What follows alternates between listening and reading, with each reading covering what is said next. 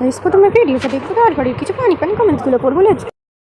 এত ভালোবাসা কোথায় আর রাখবো বুঝতেই পারছি না। হঠাৎ করে সন্ধ্যার সময় সুমি আমাকে ফোন করে বললো যে রাস্তায় এসে একটু দরকার আছে। বলার সঙ্গে সঙ্গে রাস্তায় গিয়ে দেখি ম্যাডাম চলে এসছে। বলার সঙ্গে সঙ্গে যে সুমি এত জলদি আসতে পারে সেটা আমার জানাই ছিল না। যাই হোক, আজকে যখন তাড়াতাড়ি চলে এসছে তাহলে তো ভালোই কথা। আর এদিকে দেখি যে আমাদের বাড়ির পাশে সেই দোকানটাও খুলে গেছে, আর ওইখান থেকে সুমির চিকেন ললিপপটা খেতে খুব পছন্দ করে। তাই ভাবলাম যে সুমির জন্য ওইখান থেকে দুটো চিকেন ললিপপ নিয়ে নিই। একটা খাওয়ার পরে আমাকে বলছে এই নাও এটা তুমি খেয়ে নাও, আমি আর খাবো না, এইমাত্র বাড়ির থেকে ভাত খেয়ে এসে আর খেতে পাচ্ছি না। বাধ্যতামূলক ওটাও আমার খেয়ে নিতে হলো। খাওয়া দাওয়ার পরে ওকে জিজ্ঞাসা করলাম যখন এসে কোথাও যাবে, বুঝতেই পারছি তো কোথায় যাবে বলো। সুমি আমাকে বললো তেমন কোথাও যাবো না, কিছু কেনাকাটার আছে, চলো একটু কেনাকাটা করে আসি। তারপর দুজনে বেরিয়ে পড়লাম একটু কেনাকাটা করতে। ফার্স্টে গিয়ে কিনলো ঘর ডেকোরেশন করার জন্য কিছু গাছ। গাছটা কেনার পর বললো আমাকে চলো একটু শপিং মলে যাবো, শপিং মলেও কিছু কেনাকাটার আছে। আর শপিং মলে যেতে যেতে এক জায়গায় দেখি যে এক বান্ডিল গোলাপ ফুল বিক্রি হচ্ছিল মাত্র 20 টাকায়। আর সুমি সেটা শোনার পর কখনো গোলাপ ফুলগুলো নেবে না সেটা কখনো হয়। আম্মু মনে মনে ভেবে নিলাম যে অন্য সময়